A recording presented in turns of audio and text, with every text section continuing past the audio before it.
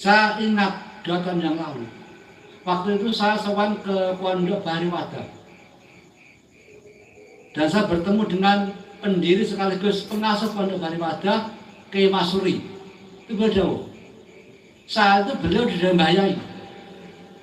Dan masih ada saksinya, saksi istri saya sendiri. Beliau jauh. Saat itu beliau mujadah, kemudian beliau jauh. Yusewu yai.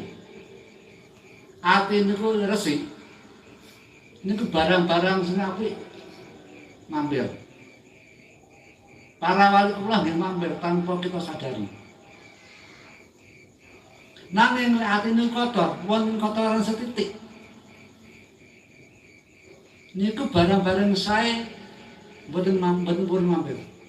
Para wali Allah boten pun kesel rawuh termasuk kula. Baik dah ngoten. Niku tahun 2021.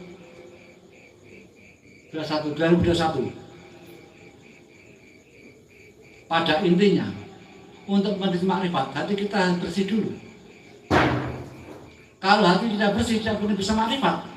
Karena barang-barang baik seperti hidayah, seperti syafaat, seperti nadzar tidak bisa hadir.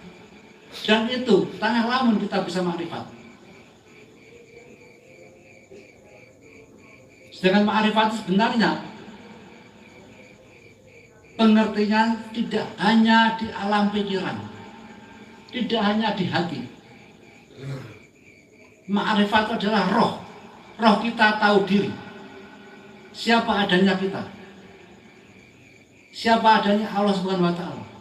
Apa kewajiban kita kepada Allah Subhanahu wa taala. Dan apabila orang makrifat, pasti dia melakukan yang diperintah Allah dan menjauhi yang dilarang Allah. Pada intinya, makrifat itu jati diri kita sebagai manusia yang diwajibkan untuk ibadah kepada Allah dalam setiap langkah-langkah di kehidupan dunia ini. Itu makrifat.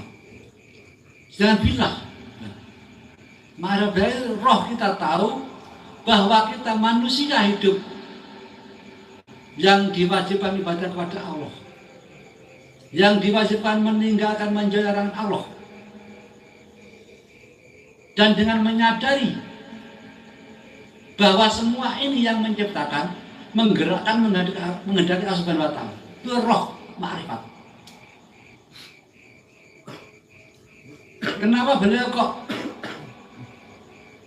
menciptakan suatu amalan yang mengacu ke ma'rifatillah? Karena di saat roh kita sebelum ditiupkan di dalam segumpal daging, itu sudah berjanji pada suatu untuk ibadah. Nah, beliau bayar itu menasihati kita dalam rangka mengingatkan roh kita bahwa di saat roh belum ditiupkan segumpal daging hina, itu berjanji pada suatu Allah. Ironisnya, celakanya, setelah kita lahir, kita menjadi dewasa, banyak yang melupakan perjanjian kita pada Allah Subhanahu wa taala. Sehingga kita melupakan kodrat kita untuk ibadah pada Allah Subhanahu wa taala. Dan seharusnya setiap saat kita harus beribadah kepada Allah Subhanahu wa taala seperti perjanjian kita pada Allah Subhanahu wa taala di alam roh. Pada intinya, amal syahidiyah itu untuk menuju ingatan kita pada roh kita sebelum dihidupkan ke dalam sebuah daging yang hina tadi.